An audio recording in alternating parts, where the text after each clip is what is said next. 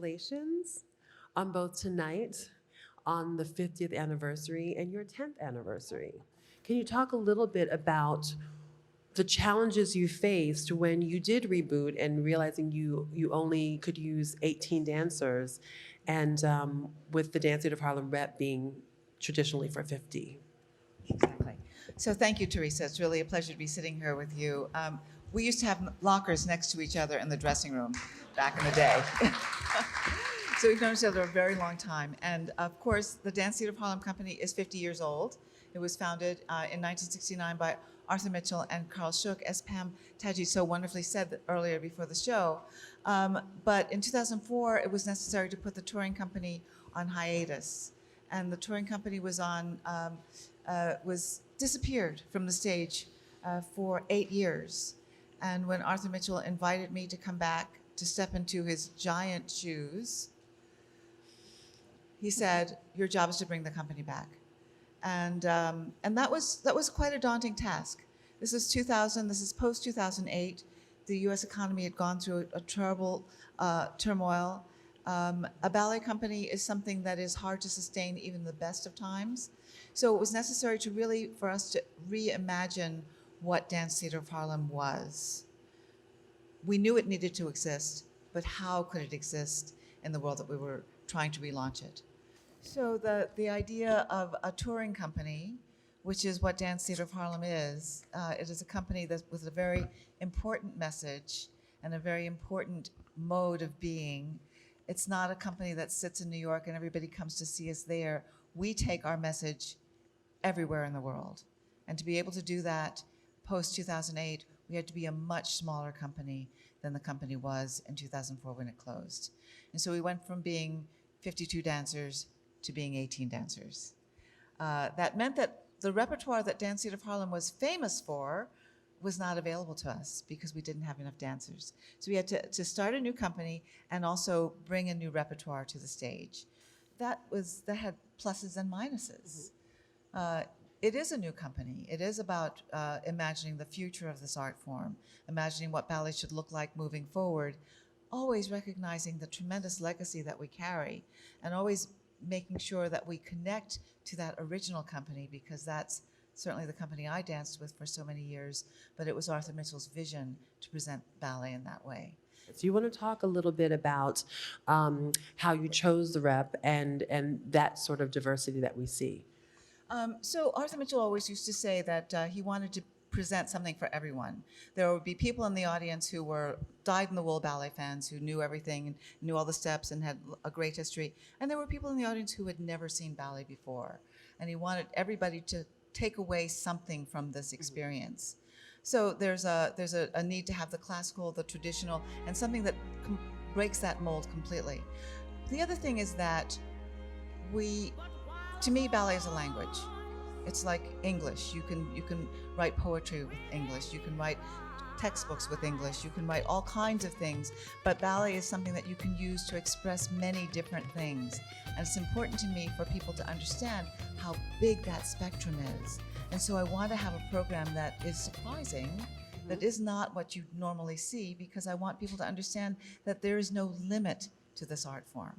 So how do you, without knowing fully what dancers you would have, how do you begin to create that vision, hire the choreographers, and look toward the future in terms of you have this legacy, sort of, it's a beautiful thing, but it's also can be an albatross around your neck as well. How do you begin to do that, or how did you? So I felt that there were two very important things for us to do with the new company. And first was to honor our Balanchine heritage. Arthur Mitchell danced with New York City Ballet for his career, and George Balanchine was our godfather. And so it was really an important thing to have that aesthetic as part of Dance Theatre of Harlem. And so we did want to always have a work by Balanchine in the company's repertoire.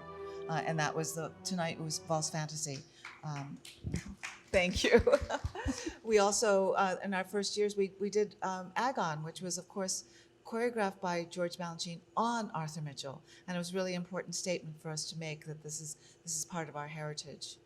But for me, as I started the company, I felt one of the very important things to do for classical ballet was to include stories and ideas of the African American experience, bring that to the ballet stage, because we know that ballet has been so much referencing its European history, but this is America, and America is made up of all of these cultures. And that's also part of the Dance Theatre of Harlem legacy as well. It's telling our stories.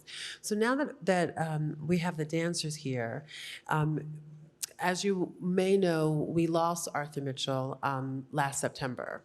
And so we would be remiss if we did not hold a space for him in this moment. And so these two dancers it's very interesting because it's a young company.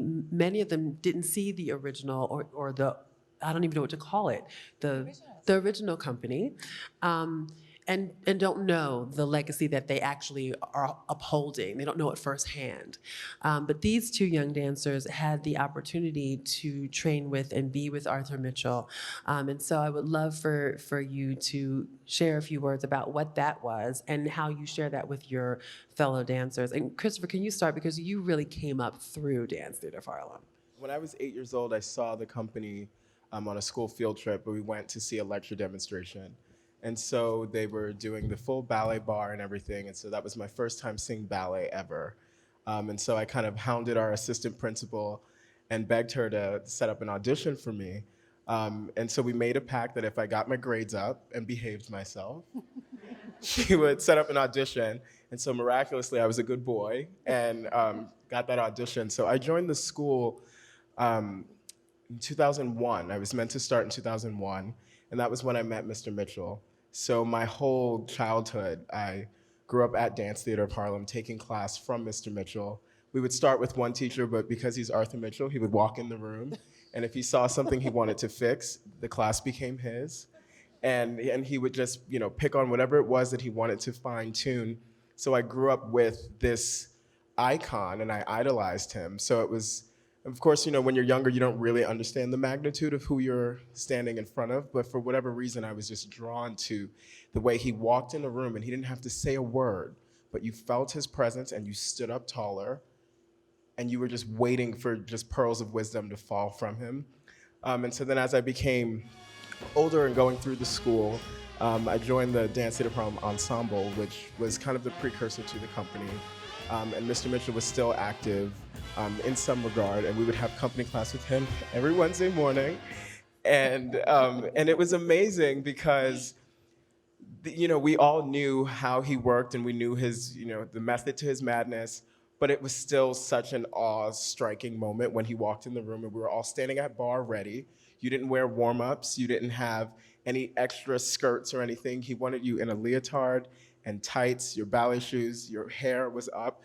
The ladies had on a little bit of makeup. Everybody was like, you presented your very best. And he just demanded the best out of us at all times. We were always told that we're representing something much larger than ourselves. So Ingrid, you came to us all the way from Brazil. Tell us a little bit about how you came to Dance Theatre of Harlem and the effect that Mr. Mitchell had on you in your life. So I started dancing when I was 8 years old in a community dance project near my home. And I started dancing as just one more exercise or an activity because I was very active and full of energy. Start swimming at 3, and then a neighbor of ours said there was an audition opening, and then my mom was like, well, let's take her to dance. And I joined the school, and the years went by. I started feeling passionate about the art form, how hard it was. And then every day I was like, I'm going to make this happen. Or like, I am going to work hard. Oh, one turn, I'm going to try too. And I think dance, in a way, has found me and made something out of me without me not knowing. And I never wanted to be a professional ballerina. I've never seen anyone that looked like me, even though coming from Brazil, where the country is very diverse. I went to 3 other dance schools in my young years as a pre-professional. And one of my teachers knew a professional dancer who went to the company and invited her to come see our class. And I was, that little girl in a corner, very shy, didn't want to say anything. And she's like, okay, just come to the front, do a tendu second position. And I will never forget that. And she's like, okay, now show me a variation. And then she talked to my teacher. She's like, she has to go to Dance Theatre of Harlem. And my teacher's idea was to send me to Germany to Stadtschule Ballet of Berlin. And she's like, no, she has to go to New York. And then we sent our video in 2008. And then Mr. Mitchell was in a summer intensive, and he invited me to come audition. And I will never forget, the first thing I did was ton du second. And I was like, where did this came from? Oh, wow. And then it was so interesting because back then we would not have this conversation because I couldn't speak. So I didn't understand anything he was saying. But we kind of connect somehow that I cannot even explain. So it was really interesting. He's like, yes, do that beautiful pas de bras, open your arms. Otherwise, I'll send you back to Brazil. And I was like, oh, okay. And I think the years went by. I found myself in a place that I really love, and I felt that I belong, that I could inspire myself to grow and become a professional, because my first experience when I came to the building, traveling, I traveled 9 hours, and my first thing was taking a ballet class, like straight off. And when I opened that door, I saw so many people that looked like me. It wasn't as the opposite from back home or anywhere else. And I felt really welcome. Working with him was very challenging, good ways, bad ways, but it made me grow. It made me understand why this company is so important in the world. It's so important for everyone here and for the next generation to come. So switching gears a little bit, with 18 dancers, if a dancer leaves, you feel it. If it's a big company, sometimes you don't feel transitions. But over the 10 years, you have had turnover, but this company has gelled, this company you saw tonight, has gelled so remarkably. Can you tell me a little bit about that sort of transition, those sort of transitions within the company as you've grown? So I think the characteristic of Dance Theatre of Harlem is that because it is a small company, even when it was a large company, we were very connected as individuals. We all felt that the sense of purpose around showing people what ballet might be. So that you feel like you're a soldier, that you're marching forward, and that you have a role to play. And that when somebody comes into this group, you're not coming to this group as, I'm going to be the star. I'm coming in to work on this and carry this message forward and be part of this. So yes, there has been turnover in the company. We get a new wave of people. We get new people who come in, and they understand that their purpose is to serve this vision. And I think that idea, that underlying idea of being larger than yourself, bigger than your career, and telling something about what ballet might be, connects this group quickly to carry that message forward.